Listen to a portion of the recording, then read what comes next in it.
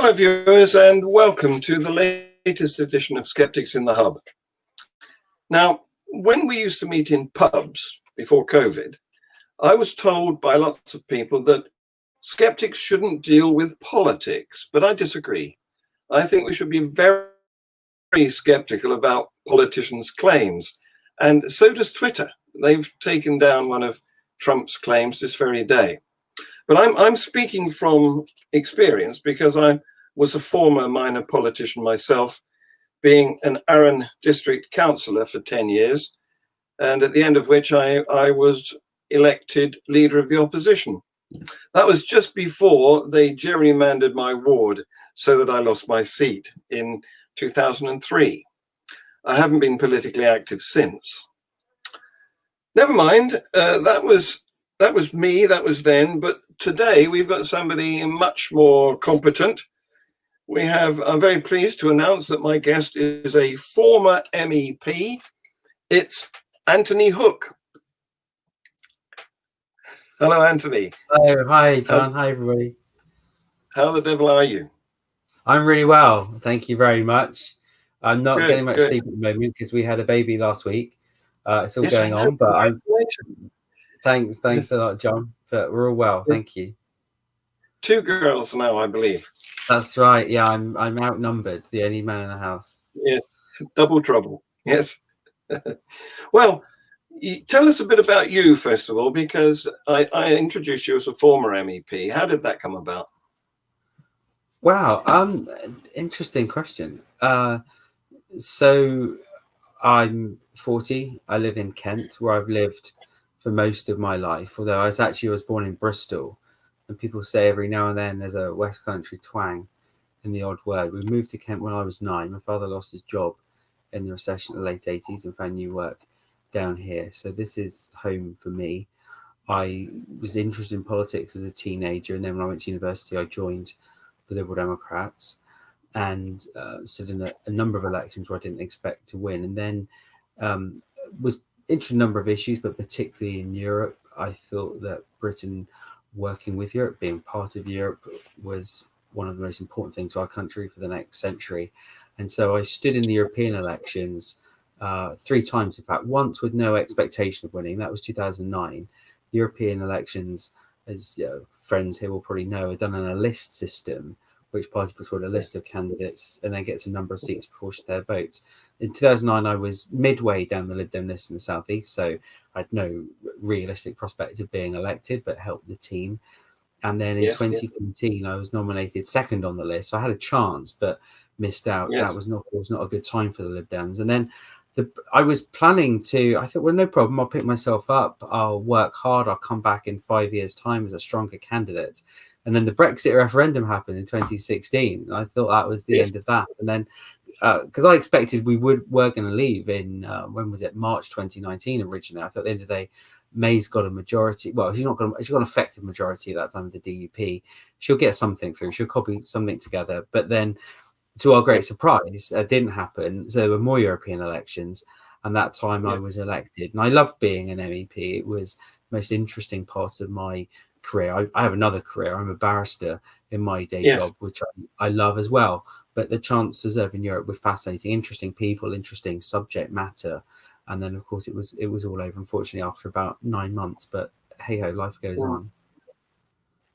Very sad that leaving the EU. And it turns out that most of the country now thinks it was a mistake. Anyway, we're here to talk about the American elections, which are the hot topic of the day. And we haven't got a conclusion to talk about, have we? We haven't, John. I mean, it's incredible. I mean, I don't think for literally decades there's been an American election and we haven't had a result by this stage, coming up to almost 24 hours since the first polls closed. Although I'm reminded I think it was 1948, Harry Truman, who'd succeeded to the presidency as vice president when FDR, Roosevelt, died in office. And when he was up for re-election, he went to bed believing he'd lost, because that was the early indications, and woke up in the morning to find out he'd won. The newspapers are saying he'd lost because, of course, they've been printed overnight. Yeah. But I can't remember one like this for a long time. I mean, it looks now like Biden is probably going to win. The American networks are mostly saying that he is slowly edging to a win. I mean, he's crawling to a victory. There's the speed at which we're getting it rather than trotting or running to the finish line. But it looks that way. We can perhaps recap in a minute which states are still in play and why it looks like it will probably, but definitely not certainly, be a Biden win. And the American networks are all saying that legal challenges from the Trump side are inevitable if that happens. Yes. Very often, people don't want, if you lose, you don't want to take a legal challenge because you're seen as a sore loser and it will damage your prospects for next time. But Trump isn't in that boat. I don't think anyone seriously thinks there would ever be a next time for him. And his whole ethos of life and the way his supporters view him is probably not that they would tag him as a sore loser. There's no expectation on him that he should play by the conventions and the rules that people normally play by. So he's got nothing to lose, so he'll fight it. Of course, that could be more than one legal challenge because there's no single election going on in the States. It's not a national election. It's 50 state elections. And so he'd have to bring separate actions in different states, all of which could eventually end up going to the Supreme Court perhaps within a week or two to be decided altogether. But the issues might be completely different. It'd be fascinating in a way to see what possible objections he's able to come up with. I don't think that's been identified yet. I don't think his team have said, apart from one thing, they're alleging that there's been lots of postal voter fraud. Explicitly, they've said that, but I don't think they've produced any evidence of that at the moment. So they won't get very far unless they can produce some evidence. And he's just doctored the Supreme Court to suit his particular side, hasn't he? He has. I mean, by ramming through the nomination of a new justice just in the sort of last few weeks, which was very inconsistent by the Republican senators to do that because of Obama had a vacancy a much longer way from the end of, I think it was about a year or so from the end of his, and he nominated a judge called Merrick Garland, and the Republicans said, no, this is terribly unfair. There's an election coming. We should let the voters decide who they want. And I don't think they've even put up a pretense of trying to justify or claim there's any consistency in that. Is pretty unprincipled, really. But although there's nominally a Republican majority on the court, it won't necessarily go that way. And we've seen on issues like the equal marriage situation where Justice Kennedy, who's considered as a conservative justice, voted for legalizing equal marriage or recognize it constitutionally. And the Chief Justice of the Supreme Court, who was appointed by George W. Bush, although he's a small C conservative, he generally has not liked the overreach by the Trump administration and the interference with constitutional norms. He's a conservative in a sort of true sense of the word. And so not everyone necessarily on the Supreme Court will be looking just to help Trump because he's a Republican. It will be interesting to see what happens there. He's not a mainstream Republican at all, is he? No, he's quite an outsider in that regard. And that's why that was a problem, because 4+ years ago, people didn't take him seriously, including in the Republican Party. No one thought he'd win the nomination. And then when he did, a lot of people in the media and the political establishment still didn't, in the Democrats, their cost, didn't take him seriously. Thought, this guy's a joke. We'll easily beat him. Hillary Clinton will easily beat him. And they just underestimated who they were dealing with. And actually, if you look at history, there quite often are populist demagogues who aren't taken seriously. I mean, take an extreme example would be Hitler in Germany. And I'm not for 1 minute suggesting that Trump is like Hitler. They are both populist, but Hitler is clearly a scale of evil to which Trump doesn't come close, not in anything done thus far. But where there's a comparison is this. In 1933, the Nazis didn't win a majority. They, in the Reichstag, were put into power by German conservatives the establishment, who thought we can control this guy, we'll curtail him, we'll stop him doing anything stupid. By the Chancellor at the time. By the president, German yeah, yes. That's right. And they just had no idea what they were dealing with. They just completely underestimated the qualities, the ability of him to manipulate things, to rally people to his cause with dishonest propaganda and so on and so forth. And we all know what the terrible consequences were. So I think Trump's rise has been similar in that way, that he's been underestimated.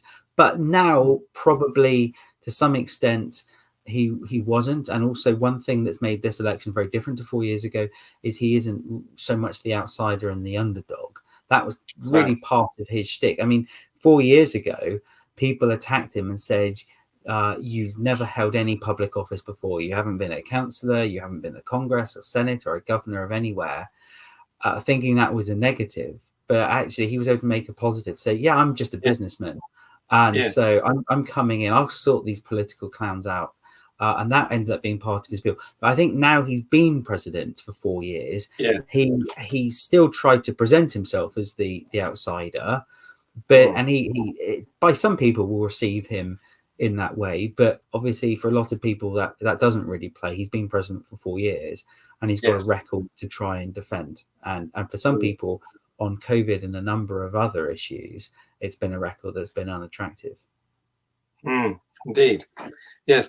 But the thing is, if the Democrats can't defeat such a incompetent, narcissistic, ugly sort of figure, where are they going wrong? I mean, this is humiliating, isn't it? Only to scrape through.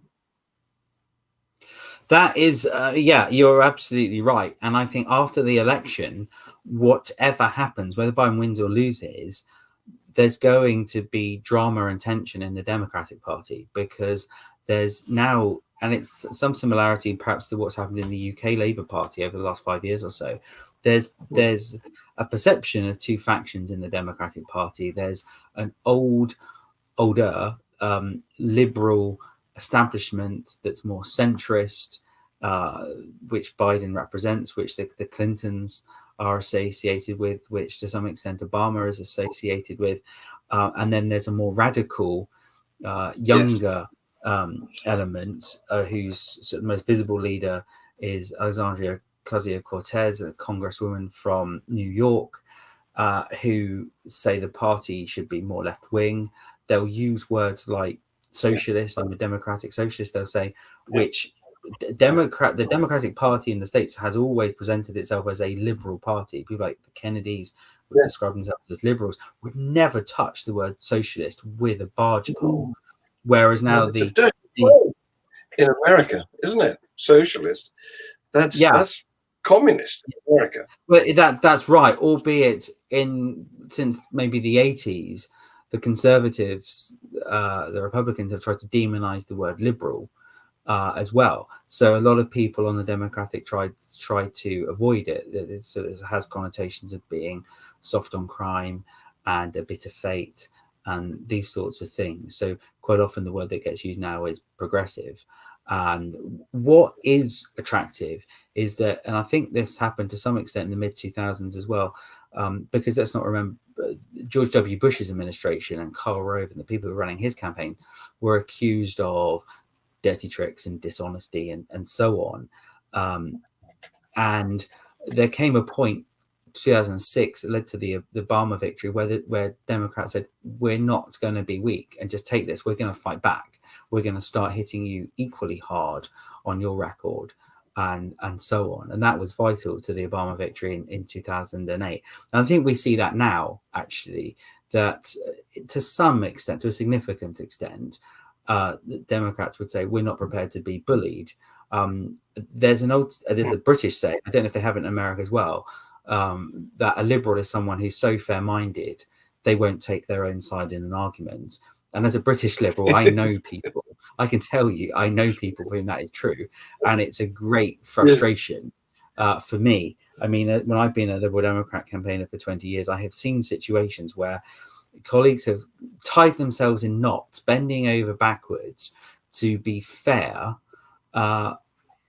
including fair to our opponents, where our opponents have no such compunction. Yes. And you've just got to get on and make your case, and not worry that you've got to make your opponent's case for them at the same time.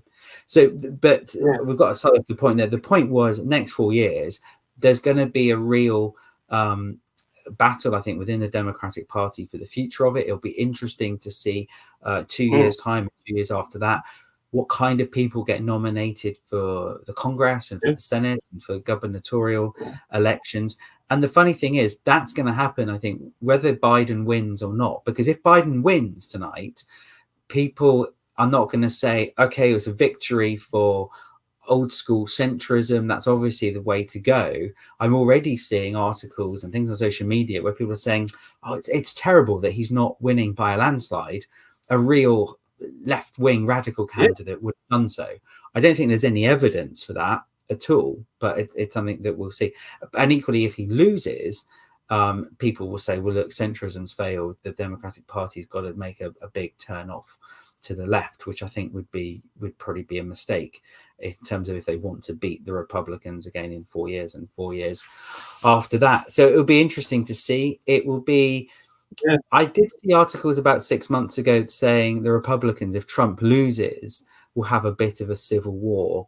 And I don't know. I'm reading the tea leaves is very difficult. In a funny kind of way, I think they are more at ease themselves than the Democrats are to some extent because, and this isn't necessarily a good thing, the party has been somewhat Trumpified. Trump has come in as the outsider, and now there are people standing for big elected offices as Republicans who have a very similar view of the world to him and are signed up to his agenda, who you wouldn't have seen as being serious candidates for office for, or if they were candidates, they would have kept some of those thoughts and opinions to themselves.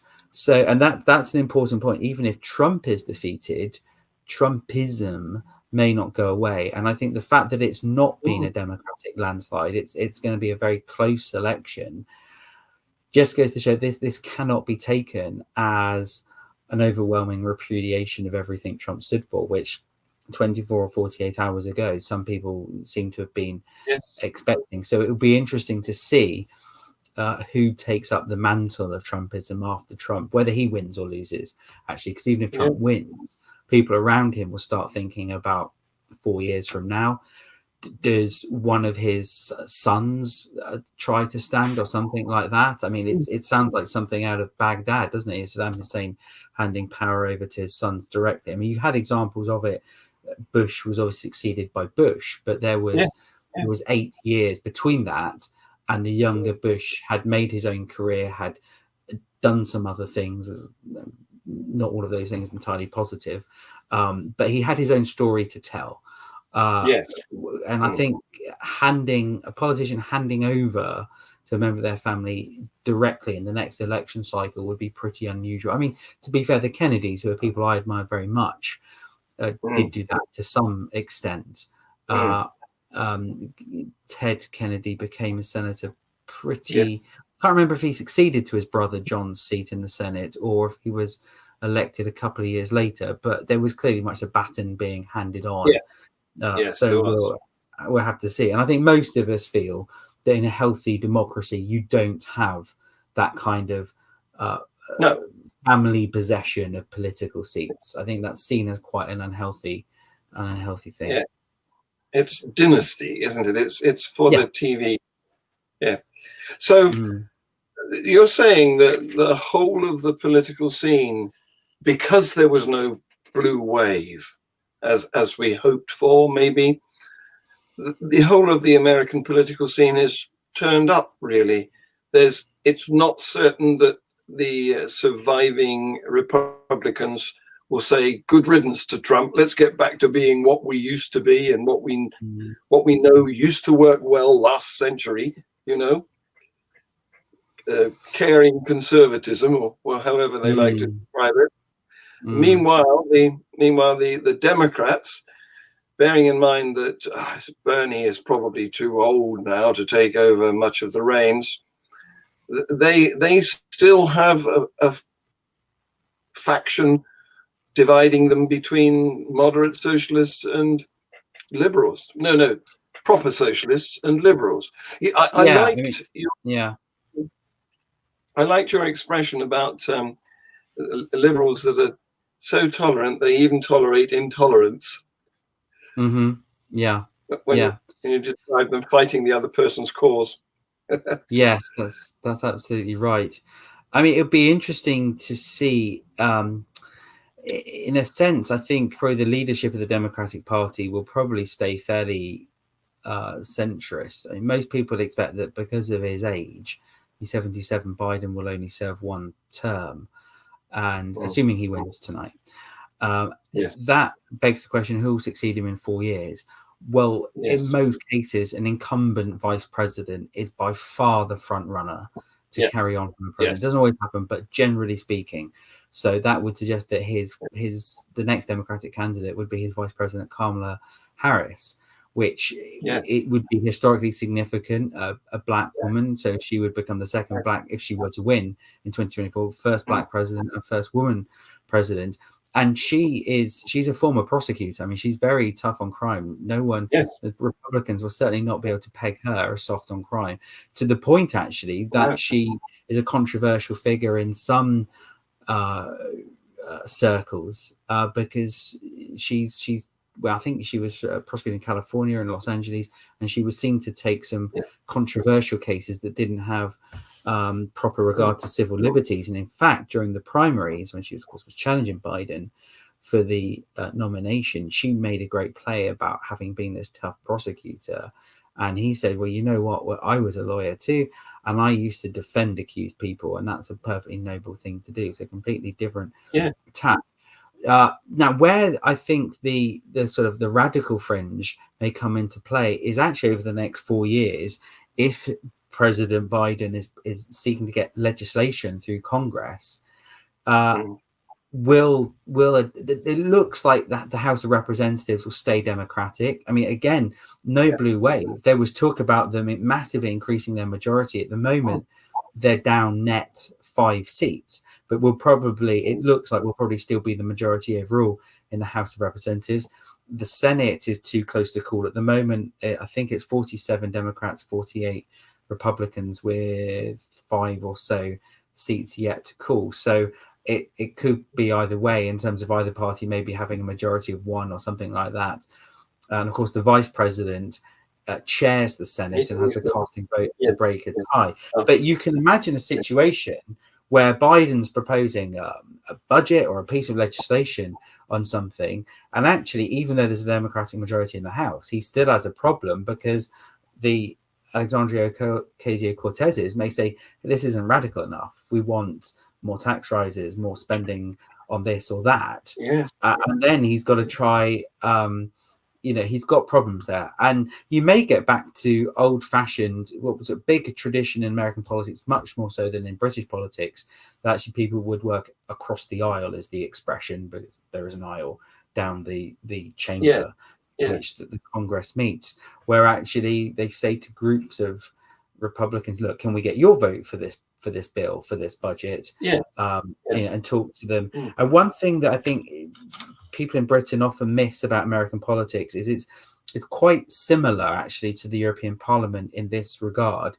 In the American context, even though you've got 2 parties, you've actually got many parties in one. So even within the Republican or Democratic Party in Congress or in the Senate, there are big differences.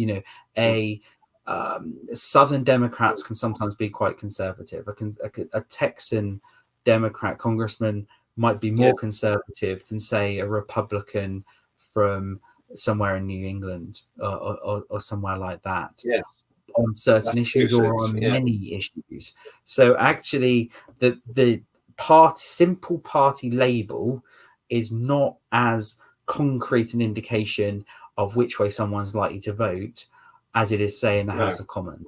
And that's very similar in the European Parliament. I just briefly divert to Brussels, and I promise we'll come back, because you have about 5 party groups or so, 5 or 6 in the European Parliament. But within each of them, there's delegations from different member states. And so when I was in the European Parliament, obviously I was a British Liberal. There were about 96 Liberals, the Renew group, from all over Europe. And I would find I would have a lot in common with Outlook from, say, Dutch Liberals from the D66 party, and from the French, from Macron's party, Renaissance. But there might be Liberals from, particularly actually from Scandinavia, or Germany, the FDP, were certainly a bit to the right of me on the economic spectrum. So we might disagree on that. And the FDP actually are probably not as strong on green environmental issues as UK Liberal Democrats would be.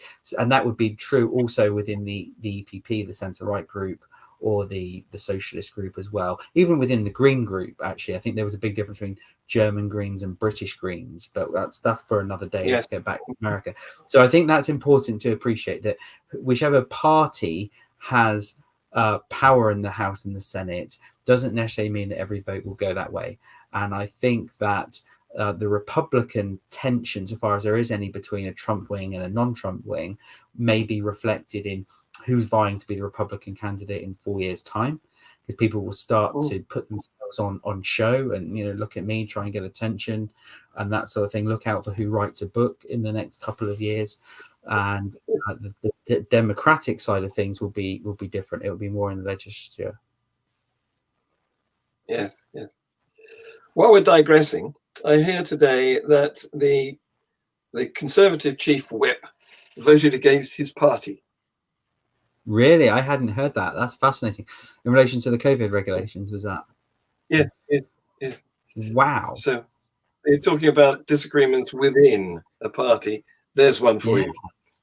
That's incredible. And do we know yet, has he been sacked, or what's looking like happening there? I have no more. No, we need an update, and I haven't got it, I'm afraid. That's incredible. What's concerning, perhaps, is the fact that these scrapes, just making it over the finishing line type of elections, they don't do democracy any credit, do they? Oh, his connection's broken. Well, I'm sure. Oh, he's coming back. Yes. I'm back. John. Yes. Sorry about that. I lost you at scrapes. That was my fault. I pushed the button I shouldn't have pushed. I lost you at scrapes, and I think you were about the closeness of the results. Well, I was going to say, just scraping over the barrier into the finishing line doesn't do democracy any credit, does it? It makes it look like a mess, especially when it's contested and goes. That goes to the legal sort of issue. Yeah. I mean, you then ask the question about, has someone got a mandate? But there have been close elections before. I mean, I think a big issue that's connected to that, though, is the disparity between the popular vote and the Electoral College, because there's no doubt, and hasn't really been any doubt since quite early yesterday, Biden's going to win the popular vote. I mean, according to the Guardian website, which is getting its information from the Associated Press, Biden's now on 17.5 million votes. Trump is on 67.6, so a 2.9 million gap between them. And there was also a gap of millions 4 years ago between Clinton on the one hand winning the popular vote, but the Electoral College system working against her. We know in 2000, the same thing. It was only a margin of 500,000. But again, Al Gore won the popular vote, but the Electoral College gave the election to Bush. So you've got, in the space of 20 years, 3 elections have potentially had this disparity. If Trump wins the Electoral College tonight, this disparity between who's got the most citizens voting for them and who the system spits out and calls the winner. And I think that is probably not sustainable. There's a lot of people in America who are starting to talk about that, say it's unfair. It means that some people's votes are worth much more than others. But having said that, the American Constitution is very difficult to change. You've got it would require an amendment to the Constitution to say if you change it to a single national ballot of one person, one vote, you'd have to amend the Constitution, and it needs. Now here's a question. I think it's 3/4 of the states to agree that. Yes, and it would be.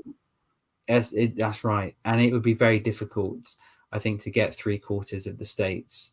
I can't remember what 3/4 of 50 is, but it's a big number, and it's too late in the day for me to do that kind of mental arithmetic. I'm sorry. 16 and a third.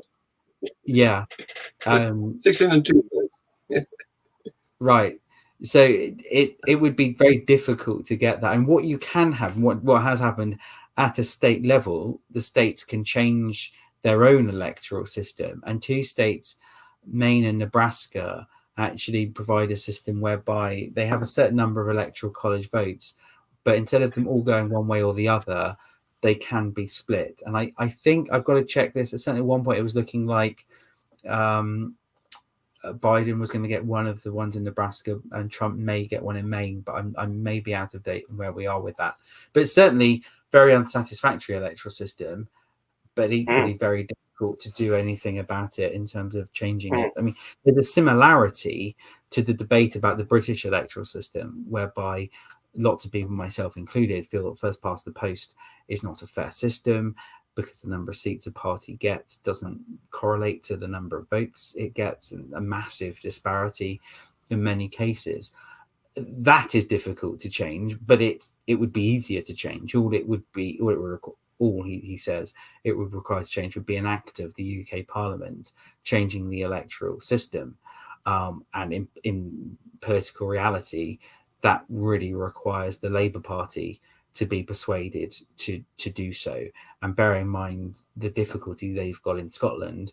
I think Labour are mad not to recognise that first past the post works against them. And certainly over the last 100 years, we would have had far fewer Conservative governments if we'd had proportional representation, if we'd had first past the post.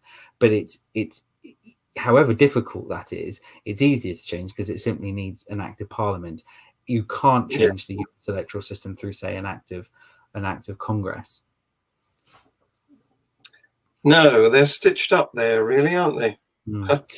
And money is a thing that's different too, in that we have in the UK spending limits on how much a candidate can spend, how much national political parties can spend, where you can raise your donations from.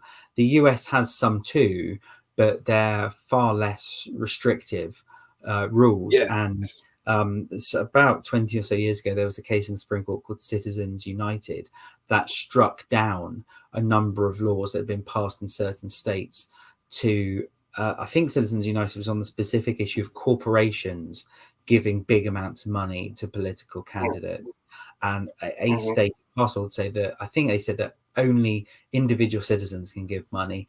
And the Supreme Court said that corporations are people too, and that's a phrase that's often cited in political debate satirically, because for some people regard that as a ridiculous statement. But that was the view that the court took, that corporations are big groups of people, and so if people are entitled to give money, then corporations should too. And the Supreme Court took the view that giving money to a political party is a form of free speech.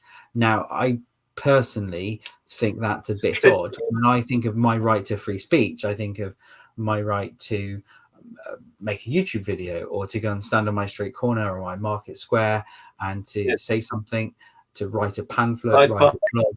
I don't generally think I'm exercising my right to free speech if I hand over a £10 note to somebody. No. But there you go.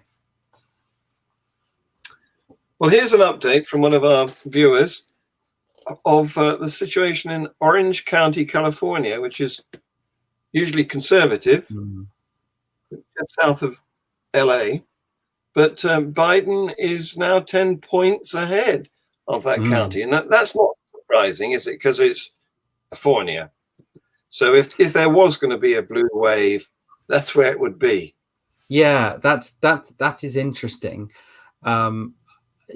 of course, in a sense, it connects back to the point already made that however many votes Biden piles up in California doesn't really matter because he's won the state, and California is so safely for the Democrats that last night when the US networks were calling states, which is a sort of concept we don't really have in British election coverage, where the network says we are so confident that this result will be this particular way, we're willing to say so. Yeah. As soon as polls had closed, they called California, whereas there are a lot of states. There are now 1, 2, 3, 4, 5 states at the moment where the Associated Press haven't yet called the result a day on. So, however, even if the Biden campaign has done an amazing job of finding conservative-minded people in Orange County who normally vote Republican and persuading them that actually Joe Biden's the better bet this time, it doesn't really make a difference. So that's why throughout the campaign, the candidates would have been focusing their money, their time, how many visits they make, where they ask people to help in the swing states, the ones they perceive as marginal. And of course, sometimes those judgments are off. The Democrats put a lot into Texas, but I think actually they've ended up being it's 52-46 it looks like it's the final result in Texas. So sometimes those judgments can be wrong, but it's overall it's a rational thing to do. And I've no doubt these states that they've won by very narrow margins, like Wisconsin just now, which has really kept Biden's path to victory alive, they would have directed help there. That doesn't necessarily mean sending people physically there. Nowadays with the telephone, they will have, and phone banking is a big thing in American elections, much more so than it is here. They would have software and apps where someone could help anywhere in the country or indeed anywhere in the world, and it tells them the next name and phone number, and then they can target those calls into Wisconsin or whichever very marginal area thought to be. Of course, the key thing is, and I think this is a slightly bigger factor in America than it is in Britain, in any election campaign, you persuade people of your case, that the idea that you or your party are the best option. You then identify who are your supporters after that persuasion exercise, and then you get out the vote. And so on polling day, whether it's in the States or here or most countries, what parties are doing on polling day or the days up to polling day even, is actually they'll, to some extent, stop talking to the electorate as a whole, but be focusing their efforts on the people they think who are going to support them, to remind them to come out to vote, to make sure that they do, to get the turnout, because we know the turnout won't be 100%. It looks like it's going to be a record high turnout. I'm not sure what the current figure is, but if the parties are roughly even Stevens for who they've persuaded to support them, if one side can stimulate the turnout a bit more than the other side, then they'll win. That's simple mathematics. And actually, that approach of targeting a known set of supporters is done even more strongly in America than it is here, because there are only two parties. The number of people who are willing to cross the floor and vote for a candidate the other side is smaller than the number of people, I think, in Britain who are voters who will change between elections, vote Lib Dem this year and maybe Conservative next year and something else the year after that. So they do spend a proportion targeting their own side. Now, that is potentially a problem, actually, in the bigger picture. That's why people keep saying, well, we're ending up with a more polarized society and people are in echo chambers. You've got one set of the population that, whether through Facebook and social media or through traditional newspapers and TV news, is exposed to one set of information and one set of opinions, and you've got another half of the electorate that's seeing completely different articles and perceive the candidates and the parties completely differently. And of course, that is made worse to some extent if the parties are only targeting their own tribe rather than trying to reach across and to bring people over. Yes. Well, social media and Google, things like that, are confirmation bias machines, aren't they? They just show you more of what you liked last time. Yeah, that's absolutely. Now, I don't That, don't know whether you'll be able to answer that. That's a tough question. Speculation required. What sort of things will Biden be able to achieve without I assume, without a Democratic Senate? Interesting. I mean, the one thing he will have, as the president does control the executive branch, is he'll obviously have control to some extent of the budget of the US government's spending, what projects it chooses to support. I think a big difference between the candidates will be on the environment. I mean, let's not kid ourselves. Biden is not necessarily the world's biggest eco warrior, but he accepts that climate change is happening and is a threat to life and needs to be dealt with, whereas Trump, broadly speaking, denies all of that. So I think over the next 4 years, the environment will be a difference between the two parallel universes that we live in, of either the one where Biden wins and where Trump wins. That will be a difference. Another thing that will be quite different will be international engagement. Trump has pulled the US back from international institutions, particularly the World Health Organization, but he's also been flakier on the commitment to NATO than any president since NATO was founded. He's been less positive about the United Nations, and so on and so forth. And I think we can expect, if Trump wins, that he'll continue that withdrawal of the US from international organizations and the global sphere generally, and leave room for Russia, China, other actors to fill the vacuum if they want to, which they probably do. I think we can expect that Biden will go in the opposite direction, that he will see America standing in the world as being very important, and he'll see international organizations, most of which were created by the United States, as being very important. The other thing that will be an issue will be the rule of law, both at home and abroad. Differences will also be the use of office. The Trump family have almost made a virtue of using office for your own commercial gain. They're sometimes prevented by the establishment, the legal apparatus of doing that, but they try and do it. We get members of the First Family promoting commercial products in advertisements, and they act like they can't see anything wrong with that. And I think that what's important to understand is, I expect, John, you and I are both horrified by the idea that anyone would hold office and try to use it for their own gain. But for Trump's whole view of the world is whatever you can get away with is fine. And if you don't get away with something to your own advantage, you're a sucker. And a lot that of his support. Sorry? That makes him smart, he said, didn't he? When he was a kid. Yeah. And for a lot of his support base, they take a very similar view. They said they would think, yeah, well, I would do it too if I was in that position. I would get away with it. I mean, if I give you a British or European comparison, as a European candidate, when we were fighting the whole UKIP and then later the Brexit Party and Nigel Farage in particular, pro-Europeans in Britain would often point out that UKIP had a terrible record in abusing expenses, European Parliament resources, and so on. But it just bounces off, because people who voted for Nigel Farage and UKIP didn't vote for him expecting them to be moral, upstanding, and defending the institutions. If they were filling their boots or being seen to do that, then their supporters were like, yeah, well, what's the problem with that? It's no skin off my nose. So I think that will be a difference. Now, the Senate, to go to the very specific question, the Senate is potentially is important in all this international policy, because treaties have to be approved by the Senate.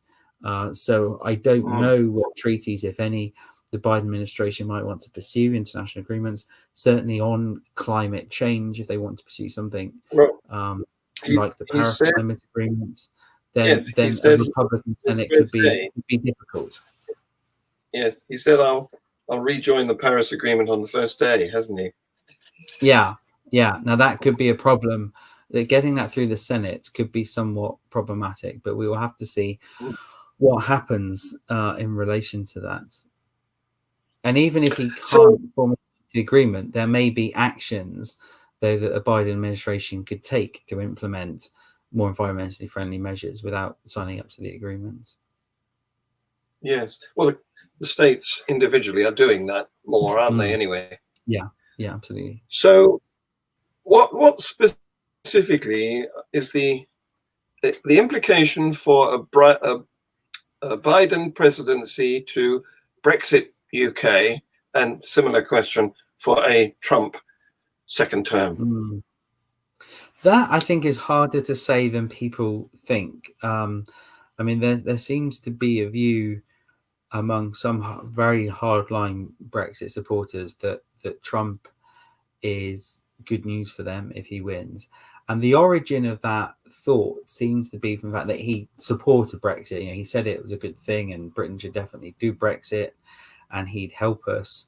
But whether moral support can translate into help is a live question. And what help means, I think, is an important question. I mean, the thing that is cited is a UK-US trade agreement. I would be very cautious about that because how many trade agreements has the Trump administration made? Zero.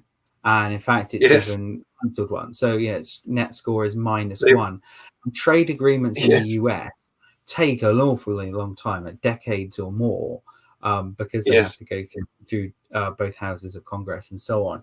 So I think even if Trump wins, the prospects of a US-UK trade agreement are actually pretty small. And that's in part not only because of the difficulty of the US making trade agreements, but also the US is already starting, the US in the guise of the Trump administration are making demands, particularly in terms of agricultural standards and in other areas that will be unacceptable to large parts of the British people and therefore unacceptable to MPs, both Conservative and Labour, who want to get re-elected at the next general election. So I think where Trump may be helpful to the whole Brexit ethos is being a populist, challenging norms. So Priti Patel having a go at lawyers, saying lawyers are left-wing activists or something like this, and so enemies of the people. That, in a sense, is possibly helped by Trump winning because he says those kind of things too. And it legitimizes, there might be an idea that it legitimizes that sort of approach to life. I think it's hard to see. Whereas Biden is the opposite. He's courteous and respectful and so on. He has, a lot of people say he's boring and not charismatic. And I can see what they mean when they say that. He's been a senator for a very long time.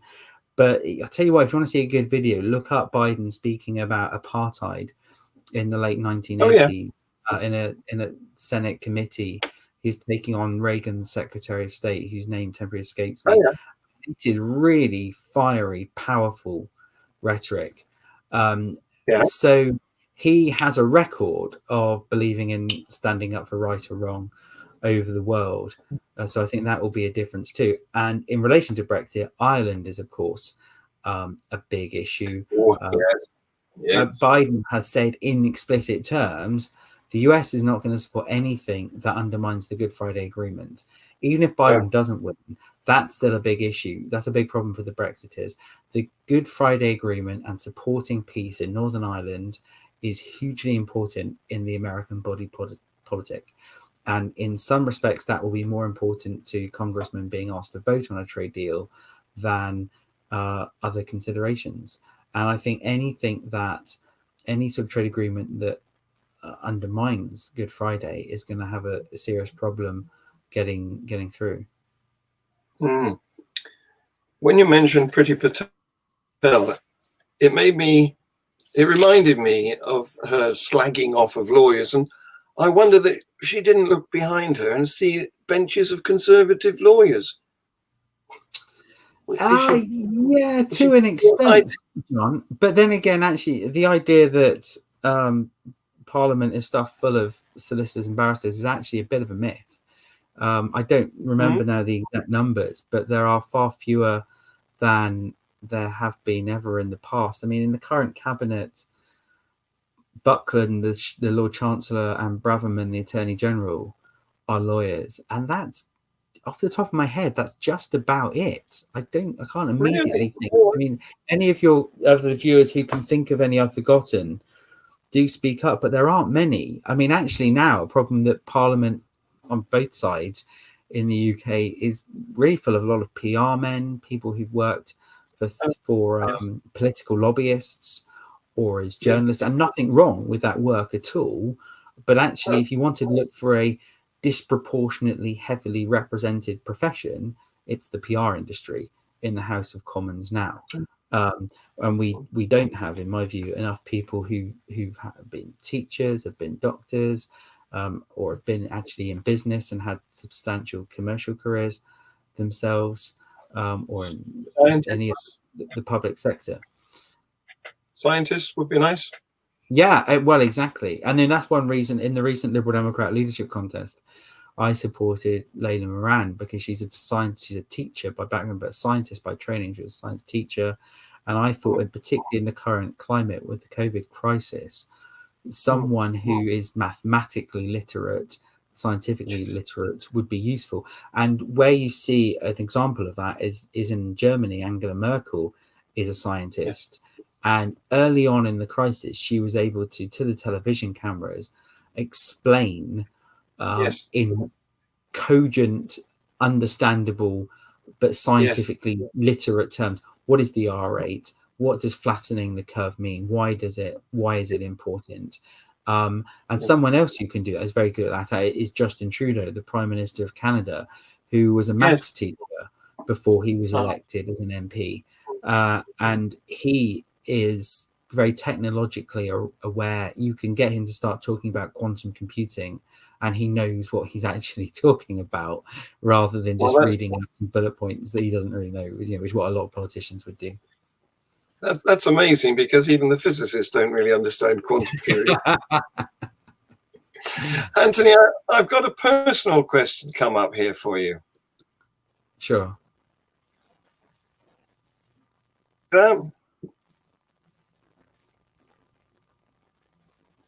John, I can't hear you. Sorry. You want me to read it to you?